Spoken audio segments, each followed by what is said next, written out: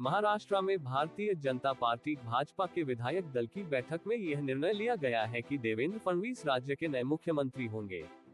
इस निर्णय के बाद पार्टी के भीतर और राज्य की राजनीति में एक नई दिशा की शुरुआत मानी जा रही है।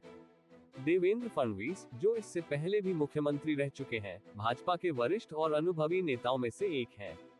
उनकी नेतृत्व क्षमता, प्रशासनिक कौशल और व्यापक जनाधार को ध्यान में रखते हुए यह फैसला लिया गया है।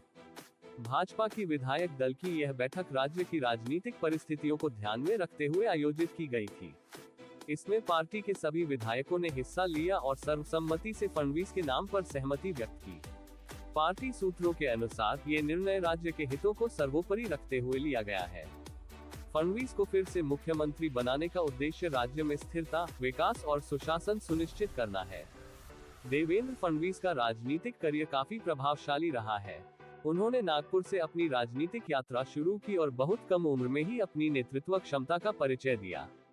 वे नागपुर नगर निगम के सबसे युवा महापौर बनने के साथ राष्ट्रीय स्तर पर चर्चा में आए। इसके बाद विधायक के रूप में उनकी सक्रियता और उनके निर्णय लेने की क्षमता ने उन्हें पार्टी के शीर्ष नेताओं में शामिल कर दिया।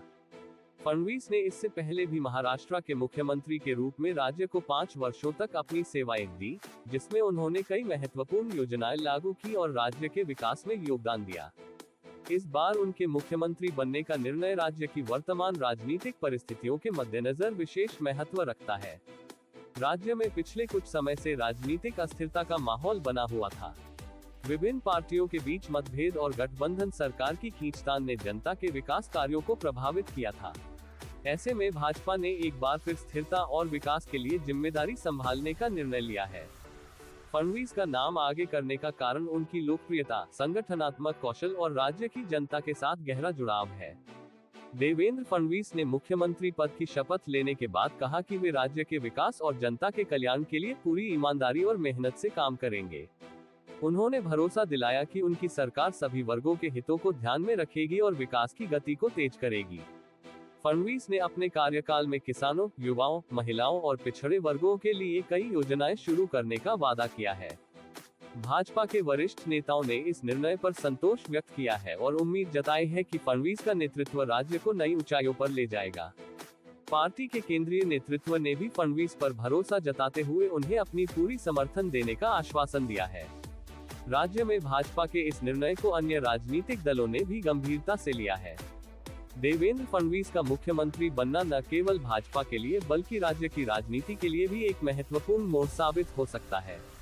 उनके अनुभव और कार्यक्षमता को देखते हुए यह उम्मीद की जा रही है कि वे राज्य में नई ऊर्जा और उत्साह के साथ विकास कार्यों को आगे बढ़ाएंगे।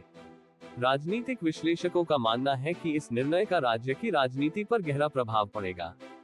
फडणवीस के नेतृत्व में भाजपा को राज्य में अपनी स्थिति और मजबूत करने का अवसर मिलेगा। वहीं विपक्षी दलों के सामने नई चुनौतियां खड़ी होंगी।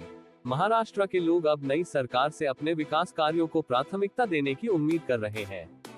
फडणवीस के सामने अब चुनौती होगी कि वे जनता की अपेक्षाओं पर खरा उतरे और अपने वादों को पूरा करें। राज्य की आर्थिक स्थिति को मजबूत करना, किसानों की समस्याओं का समाधान करना, रोजगार के अवसर बढ़ाना और बुनियादी ढांचे का विकास करना उनकी प्राथमिकताओं में शामिल होगा। वेगवेगळे राज्यातल्या ज्या कार्यकर्त्यांनी, नेत्यांनी आपल्याला मदत केली, त्यांचे देखील मी अतिशय मनापासून आभार मानतो।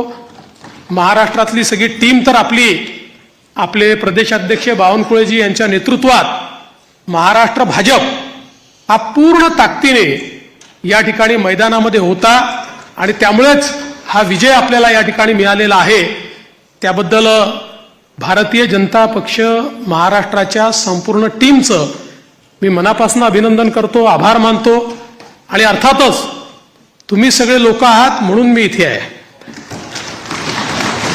तुम्ही नसतात तर मी इथे नसतो। त्याच्यामुळे तुमचे सगळ्यांचे मनपूर्वक आभार मानत असताना पुढची वाट ही आपल्याला अपेक्षा पूर्ण करण्याकरता संघर्षाची आहे।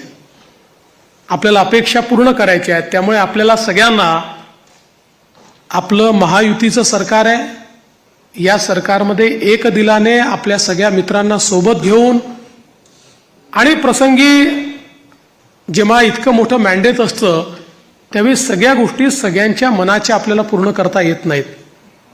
पण आपण एक मोठा अशा प्रकारचा विचार घेऊन, एक लार्जर गोल घेऊन आपण राजकारणामध्ये आलेलो आहोत. केवळ पदांकरता, केवळ आपल्याला कोणीतरी मोठं करावं याकरता आपण राजकारणात आलेले नाही आहोत. त्यामुळे मला या गोष्टीची पूर्ण अपेक्षा आहे की येत्या काळामध्ये 4 गोष्टी आपल्या मनाप्रमाणे होतील, तर 4 गोष्टी मनाविरुद्ध देखील होतील. पण तरी देखील एका लार्जर इंटरेस्टमध्ये आपण सगळे एकत्रितपणे काम करू आणि आपली शक्ती काय आहे ही शक्ती निश्चितपणे या ठिकाणी आपण दाखवून देऊ. आज या निमित्ताने पुन्हा एकदा आपल्या सगळ्यांचे आभार मानत असताना महाराष्ट्रातल्या दीन, दलित, गोर, गरीब, आदिवासी, शेतकरी, शेतमजूर, महिला, ओबीसी, अल्पसंख्याक सगळ्या समाजाला या ठिकाणी मी आश्वस्त करू इच्छितो की महाराष्ट्राच्या सर्वांगीण उन्नतीकरता, महाराष्ट्राच्या प्रगतीकरता 24 तास आमचं सरकार काम करेल आणि महाराष्ट्रातल्या सामान्य माणसाच्या आशा, आकांक्षा, अपेक्षा